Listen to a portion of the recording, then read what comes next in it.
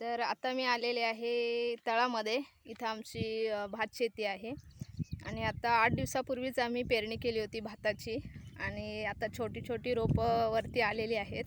तर मित्रांनो, भारी वाटतं की आपण केलेली मेहनत असते आणि हे भात पेरणी केल्याच्यानंतर मी सतत 2-4 दिवसाने अशी फेऱ्या घालायचे. कारण काही लोक काय करतात, भात पेरलं की लक्षच देत नाहीत पेरणी केल्याच्यानंतर. पण आपलं काम असतं की त्या रोप वाढलं की नाही, अशा प्रत्येक गोष्ट आपण जर बघितली तर ते भारी असतं. आणि आता मी आले शेताकडे आणि एकदम बारीक बारीक असे रोपं वर यायला लागलेत. तर मी दाखवते तुम्हाला. मित्रांनो, हे बघा,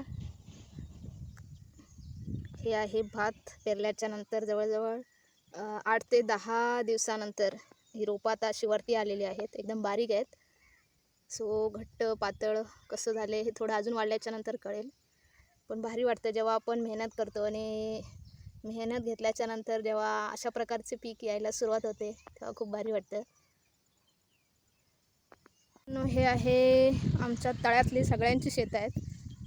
आमची जी गावची मंडळी आहेत, आमचे शेतकरी आहेत. आणि ही सगळी पाणथळ जमीन आहे.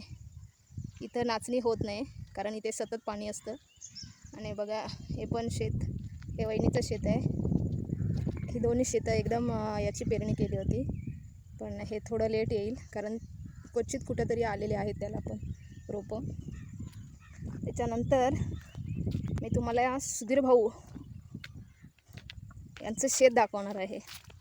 सगळ्यात स्टार्टिंगला आमच्याबरोबरच पेरणी झाली, पण सगळ्यात सुरुवातीला त्यांचं भात रोपवरती आलेलं आहे. हे बघा,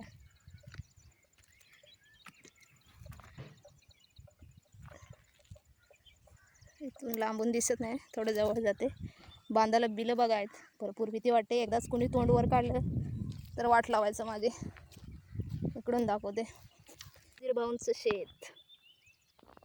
ते पण बघा, मस्तपैकी अशी भाताला कोंब यायला सुरुवात झालेली आहे, रोपं तयार व्हायला लागलेली आहेत. आणि पाऊस खूप भारी लागला. सतत 3 ते 4 दिवस पाऊस येऊन जाऊन होता, त्याच्यामुळे पाणी पण मस्त भेटले भाताला. जेव्हा इथं चिखल होते ना, जेव्हा भात तयार होऊन नांगरणीसाठी जेव्हा शेती तयार होते, रोपं मोठे होतात आणि मग नांगरणी होते, त्यावेळेस इथं फार मजा येते. कारण पाणथळ जमीन असल्यामुळे चिखल पण भारी होतं आणि चिखलात बुडायला, मजा मस्ती करायला, गाणी बोलत बोलत भात लावायला पण मजा येते. सो मित्रांनो, पहिल्यासारखी तेवढी मजा येत नाही.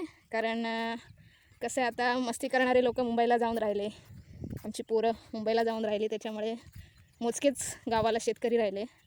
परंतु भारी वाटते, मजा येते. आणि आमच्या इथलं असं वातावरण आहे, तळातला भाग. आणि हाच व्हिडिओ काही दिवसांनी, म्हणजे जवळजवळ 15 दिवसांनी मी दाखवला ना, तर पूर्ण हिरवागार असा दिसेल. बघा किती भारी वाटते. कोकण म्हणतात हो याला, कोकण एक नंबर. सुसाट्याचा वारा. एक आंब्याखाली जाऊया, काय आंबे भेटतील का काढलेत कोणी कळत नाही. आता रानामध्ये खायला तसं काहीच नाही, तर जाऊन आले असते.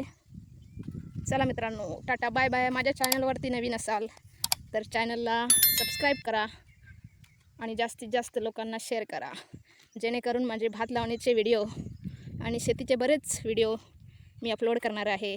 एकदम जुन्या पद्धतीने गाणी कशी बोलतात, असे बरेचसे व्हिडिओ येणार आहेत. त्याच्यामुळे चॅनलला आत्ताच सबस्क्राईब करा आणि शेअरसुद्धा करा.